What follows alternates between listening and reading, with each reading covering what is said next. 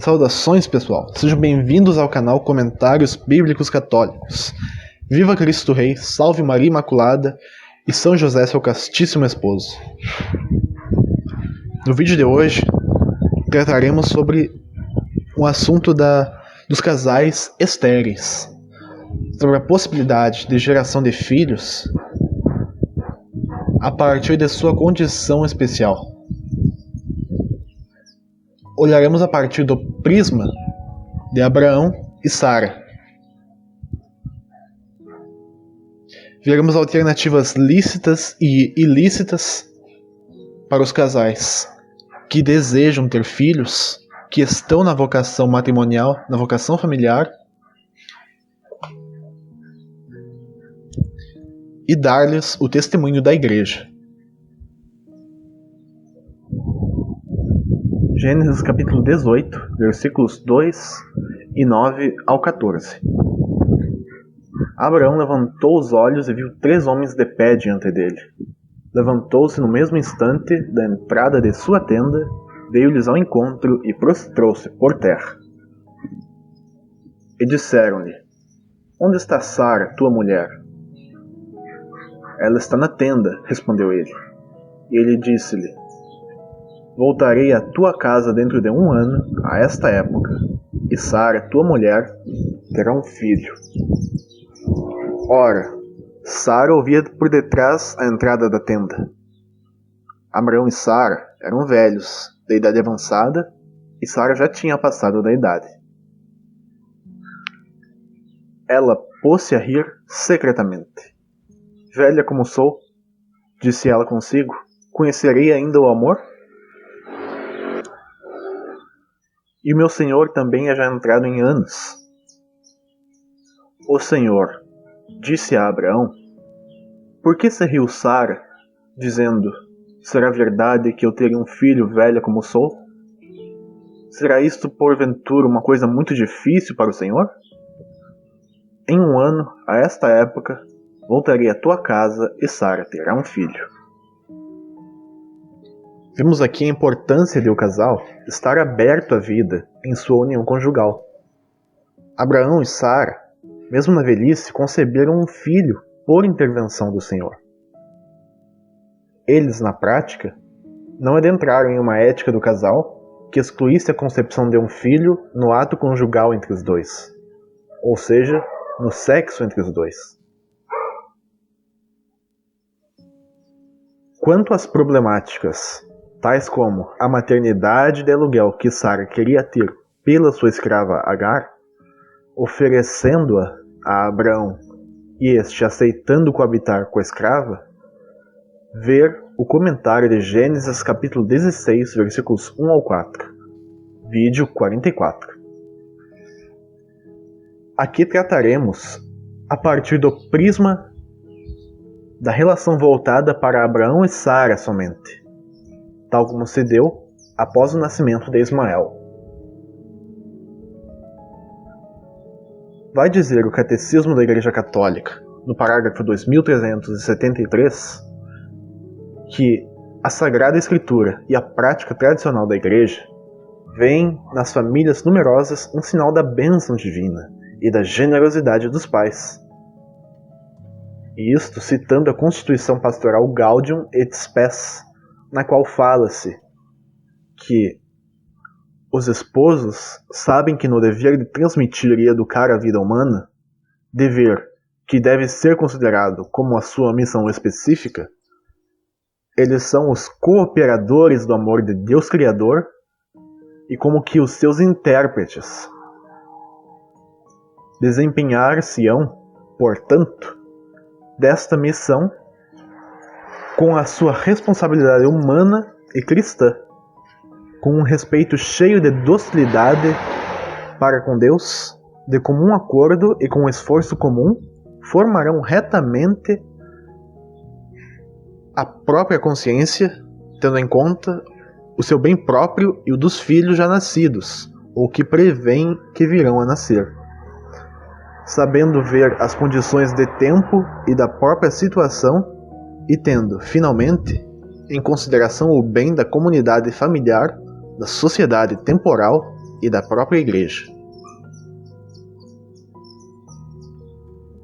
A partir daí, já começamos a enxergar a honra da vocação familiar a que são chamados vários homens e mulheres. Os homens são cooperadores de Deus na sua obra da criação, uma vez que é o próprio Deus quem cria as almas espirituais dos zigotos que surgem da combinação dos gametas dos pais, justamente no momento da fecundação. Ver comentário sobre Gênesis capítulo 4 e Gênesis capítulo 4, versículo 1, vídeo 17. De modo digno, casar-se, gerar os filhos e criá-los são diligências sumamente respeitáveis para as quais Deus reservou o matrimônio. E dentro desse universo, o Catecismo, nos parágrafos 2374 e 2375, já tratará do caso da esterilidade, sobre os esposos que não conseguem ter filhos, como era antes o caso de Abraão e Sara. É grande o sofrimento dos casais que descobrem que são estéreis. Que me dareis, Senhor Deus? Pergunta Abraão a Deus. Vou-me sem filhos. Gênesis capítulo 15, versículo 2. Dá-me filhos, ou então morro, grita Raquel ao seu marido Jacó. Gênesis capítulo 30, versículo 1.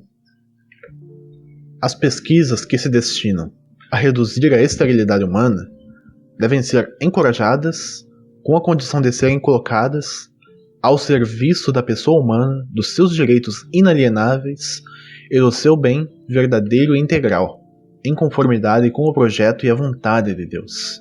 Nota de rodapé número 1. Em casos de esterilidade, muitas pessoas acabam pensando em alternativas não convencionais para ter filhos.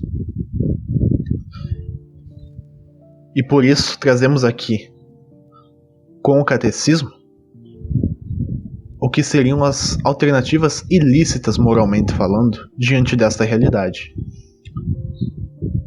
Ele traz inicialmente a fala quanto aos procedimentos em que é utilizado o material genético de uma pessoa alheia ao casal, para fazer a tal fecundação in vitro.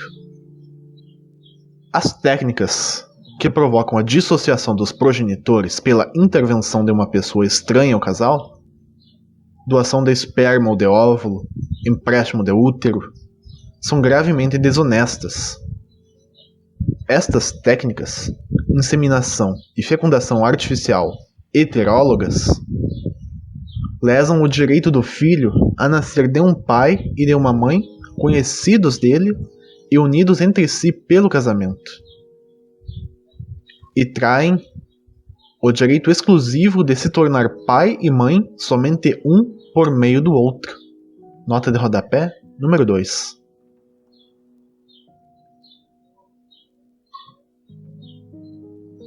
Isto trata-se, então, de lesar o direito de um homem ser o pai, o progenitor do filho de sua esposa, e vice-versa. O laço do matrimônio, de exclusividade da geração dos filhos, é deixado de lado, como nos traz a instrução Donum Vitae da Congregação para a Doutrina da Fé. Com efeito, a procriação humana possui características específicas por força da dignidade pessoal dos pais e dos filhos. A procriação de uma nova pessoa, mediante a qual o homem e a mulher colaboram com a potência do Criador, deverá ser fruto e sinal da mútua doação pessoal dos esposos, do seu amor e da sua fidelidade. Nota de rodapé número 3.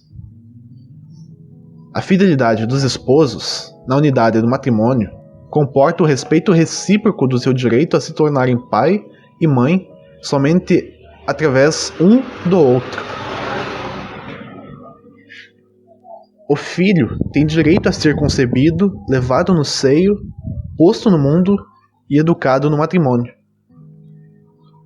É através da referência segura e conhecida aos próprios pais que ele pode descobrir a própria identidade e amadurecer a própria formação humana.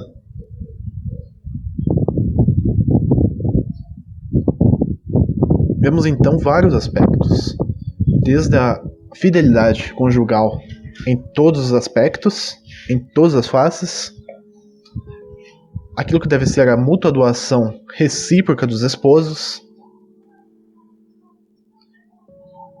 e também diz respeito à formação do próprio filho, que vai nascer, sua identidade e identificação integral com os pais.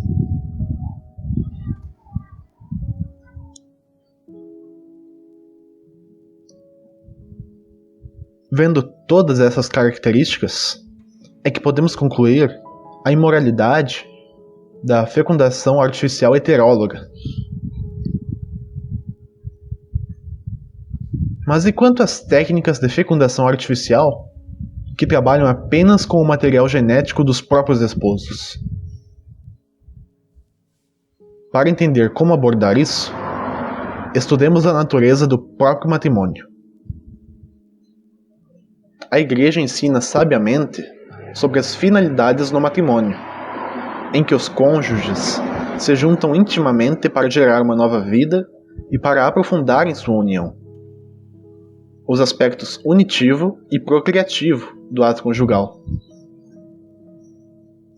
Discorrendo sobre a união matrimonial, esta, presente desde sua instituição por Deus, como vemos em Gênesis, capítulo 2, versículos 23 ao 24, ver comentário de Gênesis, capítulo 2, 23 ao 24, vídeo 8, mas também, de caráter na lei natural, o Papa Pio XI, em sua encíclica Casti Connubii, traz à tona a realidade em que se inserem vários casamentos. A Santa Igreja também sabe perfeitamente que não raro um dos cônjuges sofre o pecado maior do que o comete, quando, por motivo verdadeiramente grave, admite a perversão da reta ordem, no que não consente e por isso não é culpado, contanto que, neste caso, se lembre da lei da caridade e não deixe de afastar e de mover o outro do pecado. Nem se pode dizer que procedem contra a ordem da natureza aqueles cônjuges que usam do seu direito do modo devido e natural, embora por causas naturais, quer do tempo, quer de certos defeitos, não possa nascer uma nova vida.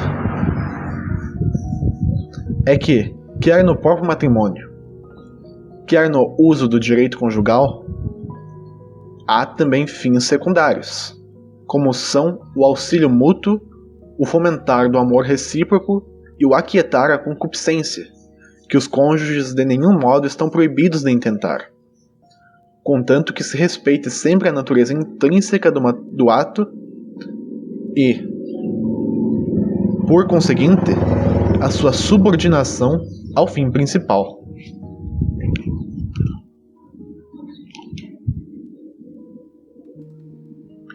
Sendo assim, os sujeitos do matrimônio têm a lícita possibilidade de unir-se e satisfazer o desejo de um pelo outro na vida sexual conjunta, mesmo que, por condição involuntária de algum deles, não se consiga gerar um filho no ato conjugal. Porém, tais atos devem estar sempre ordenados ao chamado fim principal. E esse fim principal seria qual?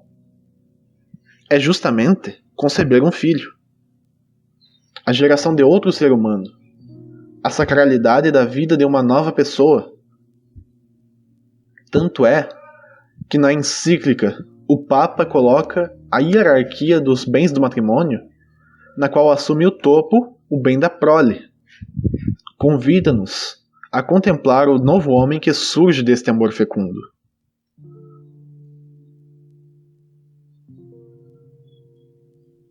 para apreciar a grandeza deste benefício de Deus e a excelência do matrimônio, basta considerar a dignidade do homem e a sublimidade do seu fim.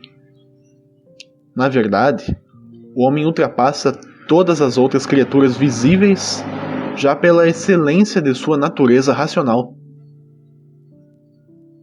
Ou seja, já pela razão, sem o uso da revelação, já podemos ver a natureza superior da procriação dentro do matrimônio, gerando uma nova pessoa a ser dotada de inteligência e vontade, fruto da doação recíproca dos pais. Trata-se de um ato de amor capaz de trazer à vida uma nova pessoa humana digna. E prosseguindo, o Papa nos fala: mas acresce que, se Deus quis as gerações dos homens, não foi somente para que eles existissem e enchessem a terra, mas para que honrassem a Deus, o conhecessem, o amassem e o gozassem eternamente no céu.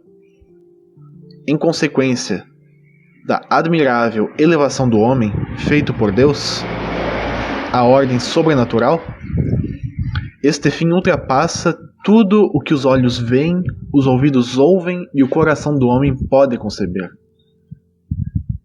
Conferir 1 Coríntios capítulo 2, versículo 9.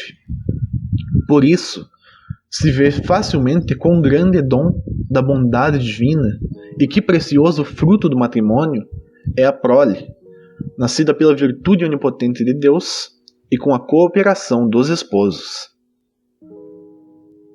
Sendo assim, vemos também que, pelo direcionamento a Deus que o homem deve ter, e pelo qual ele é elevado, é tão especialmente sublime o desígnio procriativo dentro do matrimônio. É, pois, necessário, para pôr em sua devida ordem a matéria matrimonial, que todos considerem o desígnio divino acerca do matrimônio e procurem conformar-se com ele, diz a encíclica.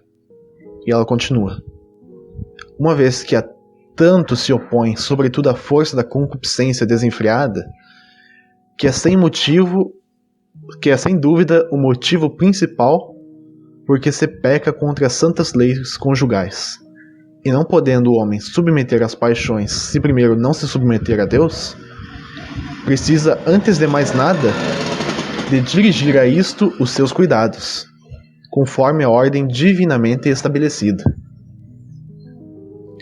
É lei irrevogável que quem vive sujeito a Deus veja as paixões e a concupiscência submeter-se a si com o auxílio da graça divina. E que, ao contrário, quem é rebelde a Deus experimente e sofra a luta interna que lhe é movida pelas paixões violentas.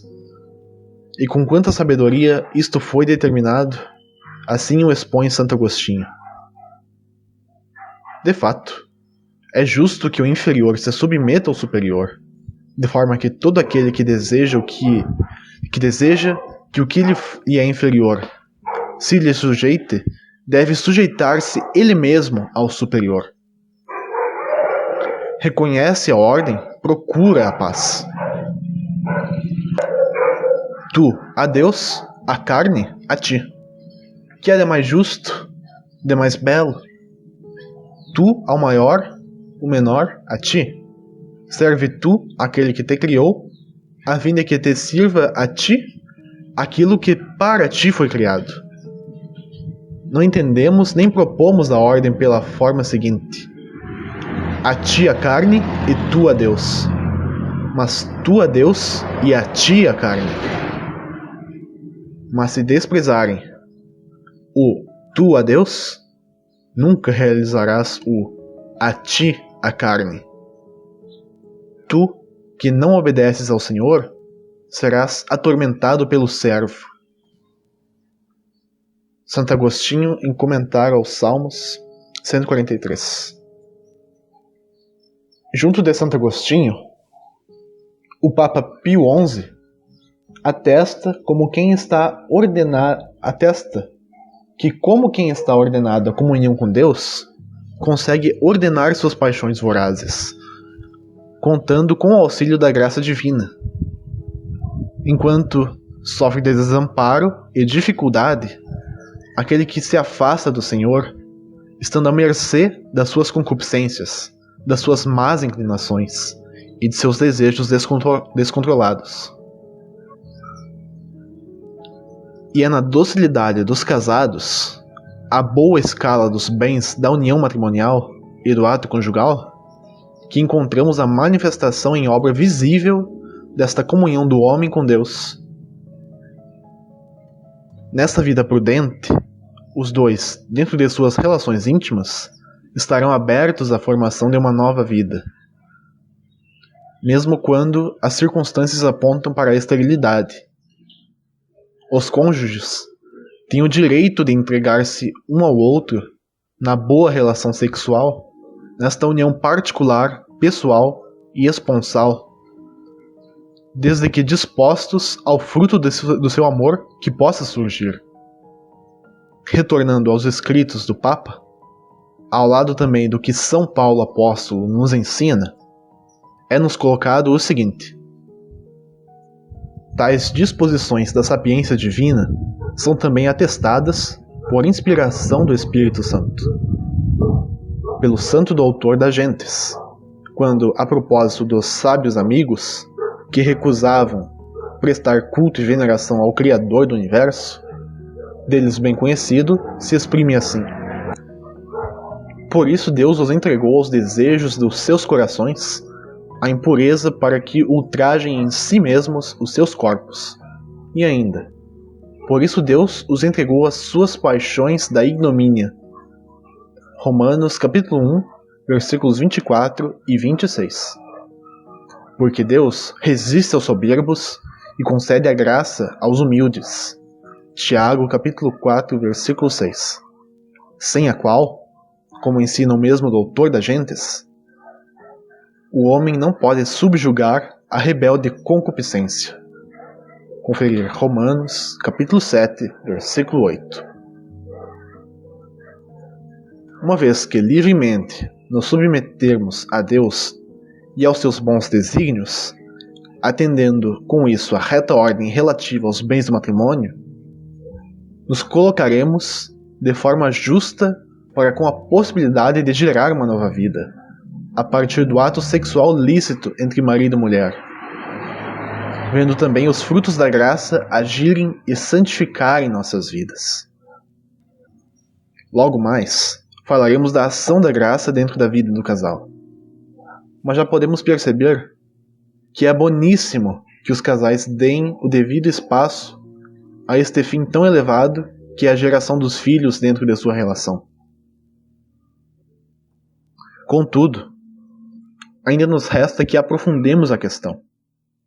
Pois como ficarão os casais estéreis que querem e não conseguem conceber sua prole? Para ter certeza do que estamos falando, deixo bem claro. O que já falamos até agora é que os casais podem se unir, mesmo estéreis, pois é louvável que se unam como marido e mulher dentro de sua intimidade, desde que estejam abertos à vida. Não fechem a uma potencial procriação, mesmo com as circunstâncias dizendo o contrário. Aprofundamos a questão de como ficarão os casais estéreis que querem e não conseguem conceber a sua prole. Constatamos recentemente sobre a imoralidade da fecundação e inseminação artificiais heterólogas. Mas e quanto à fecundação e inseminação artificial homólogas? Bom, ainda que reconheçamos a maior relevância do caráter procriador do matrimônio, sendo que ele, tal que deve ser a maior finalidade nas relações conjugais, também devemos reconhecer que ele não deve ser algo separado da intimidade sexual do casal. Traduzindo, já vimos que os cônjuges não devem transar sem estarem abertos à beleza da procriação. E agora, veremos que a procriação deve ser guardada para acontecer dentro do ato sexual entre os dois. podemos ler novamente na instrução Donum Vitae o seguinte: com efeito, o ato conjugal, por sua estrutura íntima, enquanto une os esposos com um vínculo profundíssimo, torna-os aptos para a geração de novas vidas, segundo leis inscritas no ser mesmo do homem e da mulher. Nota de rodapé número 4. Este princípio, fundamentado na natureza do matrimônio e na íntima conexão dos seus bens, comporta consequências bem conhecidas no plano da paternidade e maternidade responsáveis. Salvaguardando ambos os aspectos essenciais, unitivo e procriador, o ato conjugal conserva integralmente o sentido do verdadeiro amor mútuo e sua ordenação à altíssima vocação do homem para a paternidade. Nota de rodapé número 5. E é com base nisso que podemos responder sobre a fecundação artificial, mesmo acontecendo entre o próprio marido junto da própria esposa.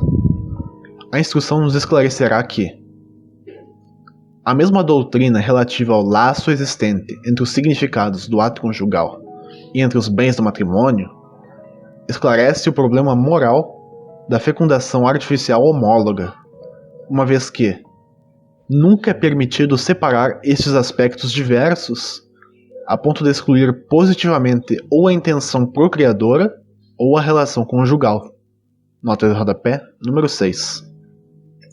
Vemos essa afirmação muito embasada na abrangência da entrega de si, de sua intimidade, que os esposos fazem no ato sexual e ao seu parceiro respectivo. Por isso vai dizer a instrução sobre este aspecto. O valor moral do íntimo laço existente entre os bens do matrimônio e entre os significados do ato conjugal funda-se na unidade do ser humano, unidade resultante do corpo e da alma espiritual. Nota de rodapé número 7. Os esposos expressam reciprocamente o seu amor pessoal na linguagem do corpo, que comporta claramente e ao mesmo tempo significados esponsais e parentais. Nota de rodapé número 8. O ato conjugal, com o qual os esposos manifestam reciprocamente o dom de si, exprime simultaneamente a abertura ao dom da vida. É um ato indissoluvelmente corporal e espiritual. É em seu corpo e por meio dele que os esposos consumam o matrimônio e podem tornar-se pai e mãe. Para respeitar a linguagem dos corpos e a sua natural generosidade, a união conjugal deve acontecer no respeito pela abertura à procriação, e a procriação de uma pessoa deve ser o fruto e o termo do amor esponsal. Dessa forma, a origem do ser humano é o resultado de uma procriação ligada à união não somente biológica, mas também espiritual dos pais, ligados pelo vínculo do matrimônio. Nota de rodapé número 9. Uma fecundação obtida fora do corpo dos esposos permanece privada, por isso mesmo, dos significados e valores que se exprimem na linguagem do corpo e na união das pessoas humanas.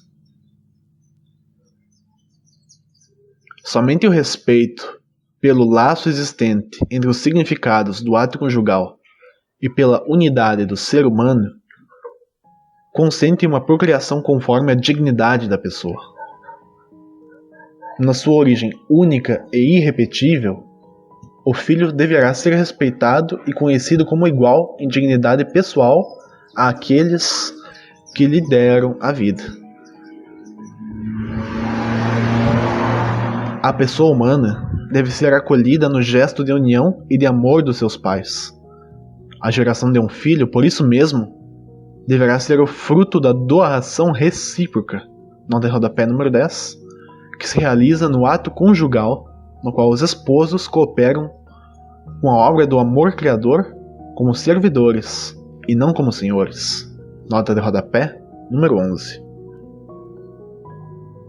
Chegamos então o quão valoroso é preservar a concepção de um filho dentro do ato conjugal.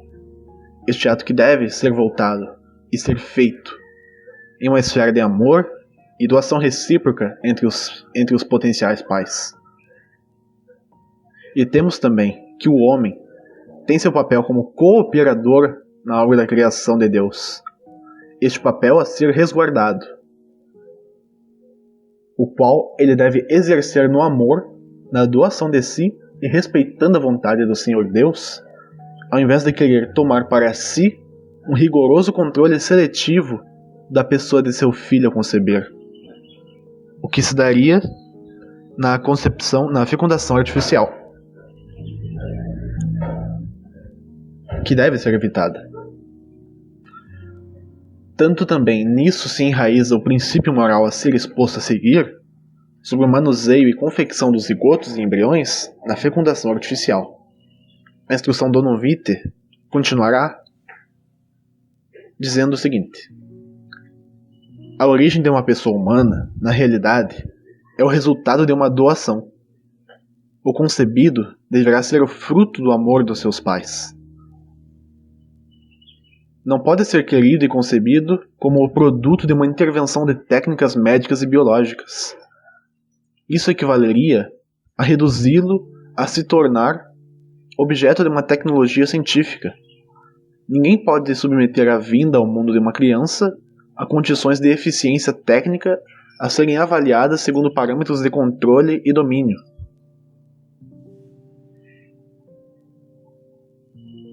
Dado isso, a Igreja elucida-nos sobre o processo de fecundação in vitro, ainda que entre marido e mulher, uma vez que ele se realiza fora do corpo dos cônjuges, mediante gestos de terceiros, cuja competência e atividade técnica determinam o sucesso da intervenção. Ele é de natureza tal que entrega a vida e a identidade do embrião ao poder dos médicos e dos biólogos e instaura um domínio da técnica sobre a origem e sobre o destino da pessoa humana. Uma tal relação de domínio é em si contrária à dignidade e à igualdade que deve ser comum a pais e filhos. Constatamos, portanto, como os processos de fecundação artificial são contrários ao bom proceder, mesmo dentro do matrimônio. O caso da fecundação heteróloga, com algum material genético de outra pessoa que além os esposos, já guardava o aspecto de separar os cônjuges do ato reprodutor. E tanto o caso heterólogo quanto o caso homólogo pecam por separarem a geração da vida do ato conjugal entre os pais e por exporem o filho em sua origem e projeção à manipulação pela técnica de laboratório. O filho não deve ser um fruto de laboratório.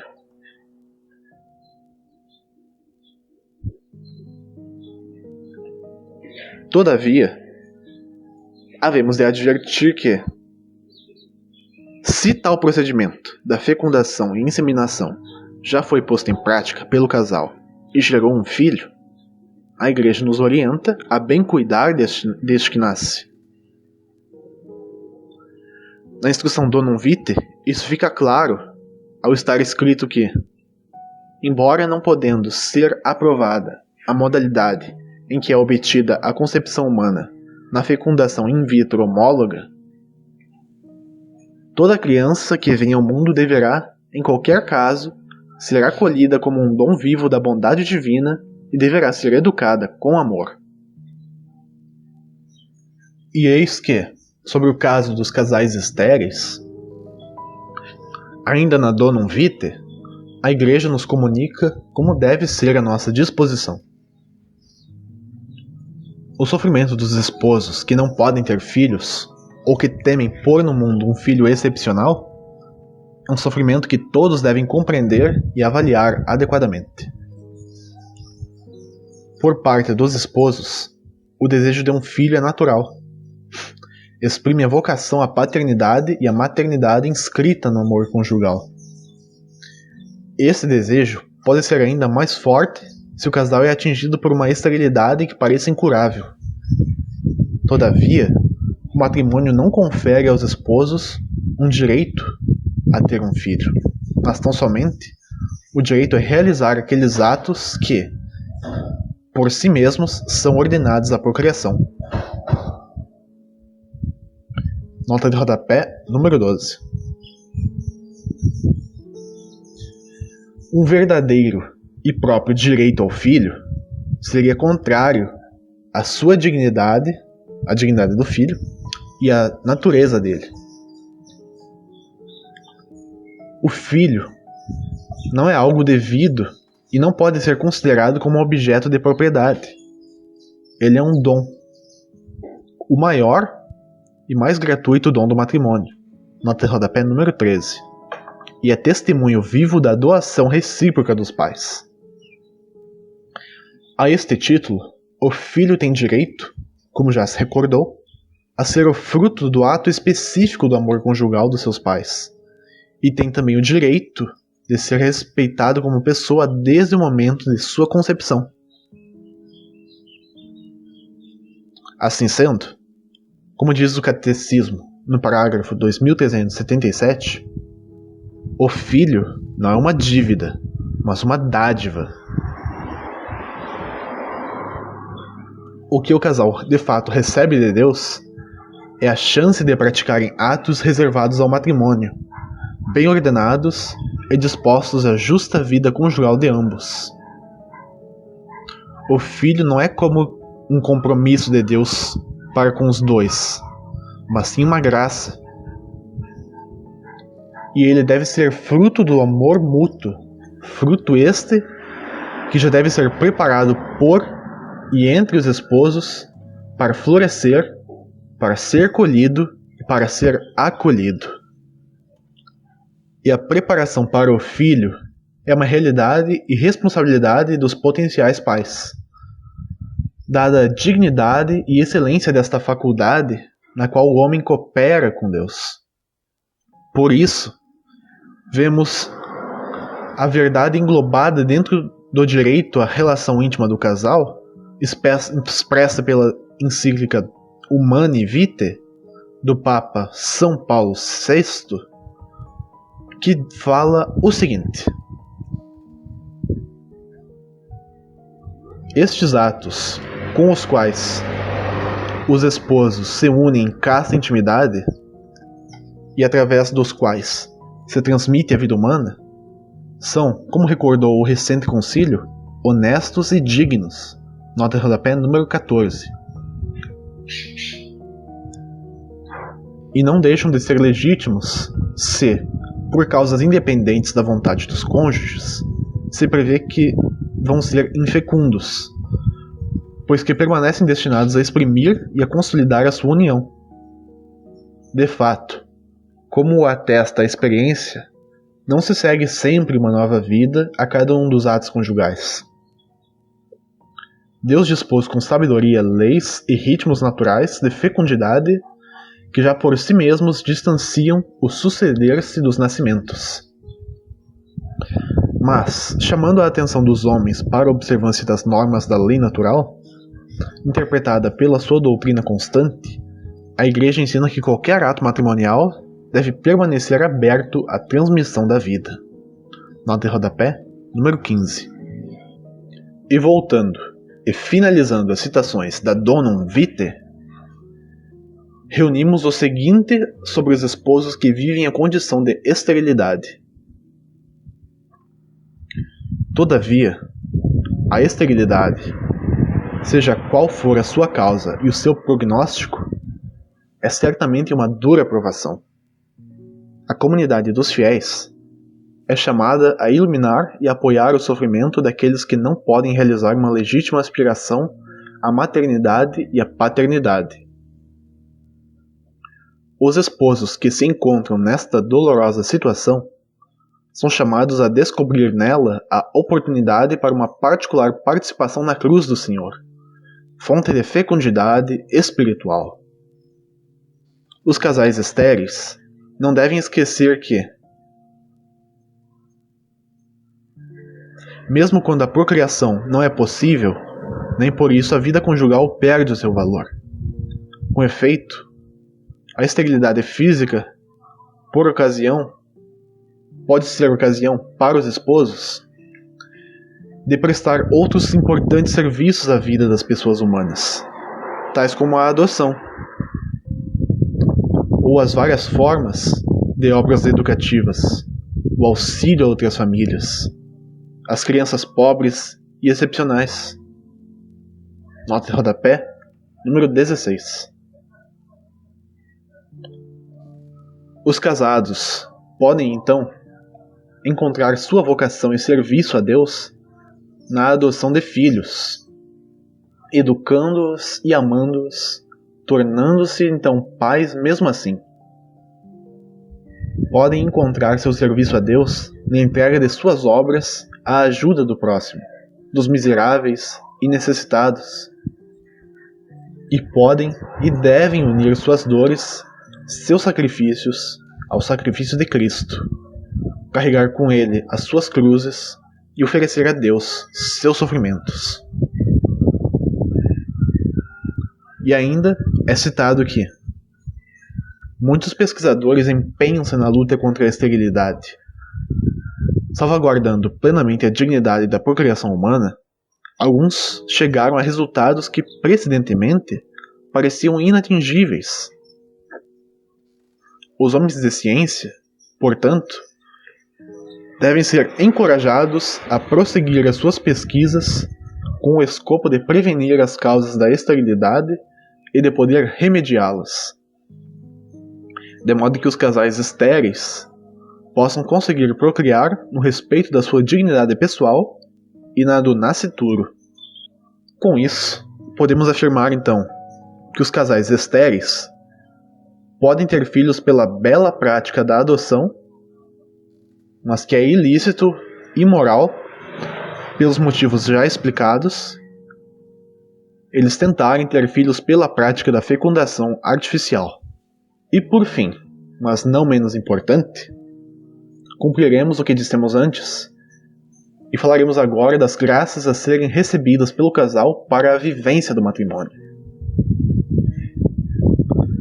Mais uma vez, na Caste Connubii de Pio XI, podemos ler textos preciosos que vos comunicaremos então.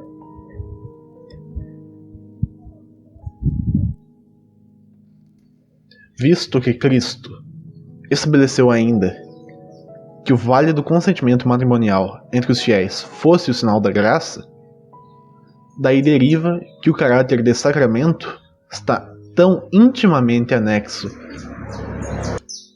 ao matrimônio cristão que, entre os batizados, não pode haver matrimônio que não seja, ao mesmo tempo, sacramento. Código de Direito Canônico, Cânon 1012. Aqui um parêntese.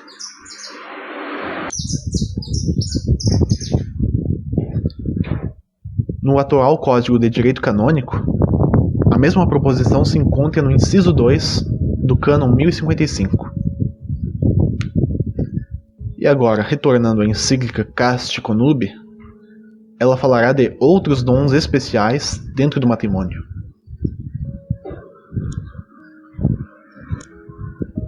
Por isso, quando os fiéis prestam esse consentimento sinceramente, abrem para si mesmos o tesouro da graça sacramental, onde podem aurir as forças sobrenaturais para cumprir a sua missão e os seus deveres fielmente, santamente, com perseverança até a morte.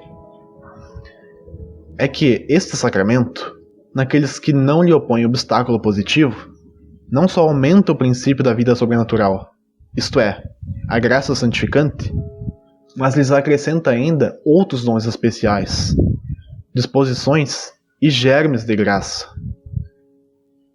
Aumenta e aperfeiçoa as forças da natureza, a fim de que os cônjuges possam não só compreender bem, mas sentir intimamente apreciar com firme convicção e resoluta vontade e praticar tudo o que se refere ao estado conjugal e aos seus fins e deveres.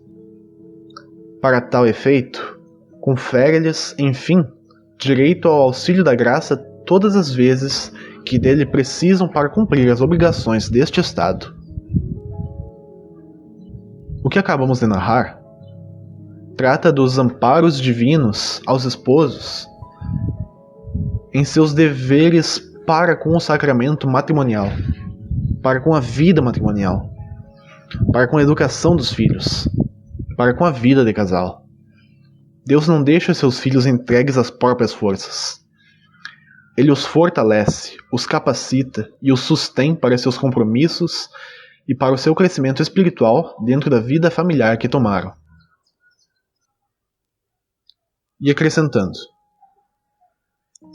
diante de tantos dons, tantas graças que Deus dá aos esposos que vivem fidedignamente o seu casamento ao justo propósito, temos o testemunho bíblico que tomamos de Abraão e Sara, pelo qual vemos a graça extraordinária que Deus concedeu a estes seus servos, que conceberam um filho ainda na sua velhice, Isaque. Ambos permaneceram, em sua união conjugal como casal, abertos à vida. Ainda assim, devido à consanguinidade entre os dois personagens, Abraão era meio-irmão de Sara, a relação é caracterizada como incesto. Mas como explicado no vídeo 44, problemáticas tais como aquelas em torno do matrimônio e da castidade surgiam entre o povo que foi pioneiro para a antiga aliança. Ao passo que Deus tolerava certas práticas dos hebreus enquanto lhes ensinava e lhes comunicava seu testemunho fidedigno e a futura bênção à humanidade, o Senhor, mesmo daquilo que seria ocasião de contrariedade, consegue tirar um grande bem. Este, inclusive, é um tema central neste próprio livro do Gênesis, como reconhece o patriarca José. Gênesis capítulo 50, versículo 20. Ao se ver como salvador da sua família após todas as desgraças por que passou. E é um bem também o nascimento da criança Isaque, o filho da promessa que daria continuidade à aliança que Deus faria com os homens.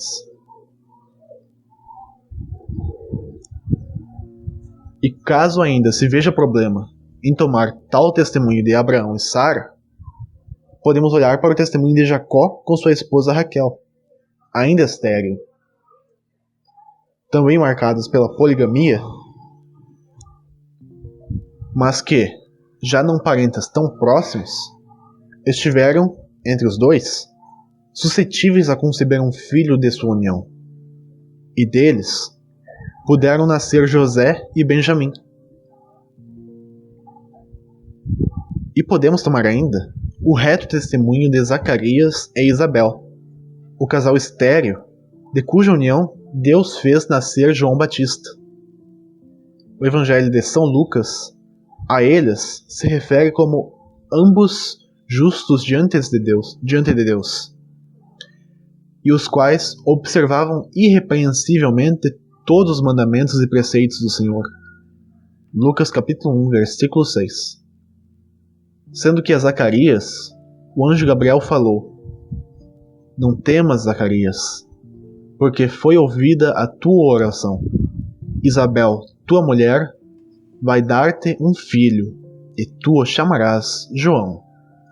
Lucas capítulo 1, versículo 13. E também podemos tomar o testemunho de muitos fiéis ao longo da história da igreja, que seria encontrando no que seria estado de infertilidade ou esterilidade, rezaram a Deus, estiveram abertos à vida no matrimônio e o Senhor lhes concedeu a graça de se tornarem pais. São esses casos extraordinários, mas resultados da misericórdia divina, da escuta do Pai Celeste diante da sincera súplica de seus filhos. São exemplos de que Deus, mesmo diante das barreiras às quais os homens estão sujeitos, se agrada da disposição à vinda do belíssimo bem matrimonial da prole, da abertura à vida, e nos estende sua mão, torna-nos fecundos e nos leva a trabalharmos para o seu reino de amor nos corações dos homens, inclusive nos corações dos novos filhos gerados neste seio matrimonial. Com isso, podemos concluir que, além da boa prática da adoção de filhos, ainda há a possibilidade de uma concepção milagrosa no seio do casal. Pois como os anjos do Senhor mesmo disseram uma vez a Sara e outra a Maria, porventura, nada é impossível para o Deus. De qualquer jeito, podemos declarar o final. Como é lindo um casal de esposos que exercita verdadeiramente seu matrimônio diante do Senhor. Como é belo um casal de esposos que está aberto à vida.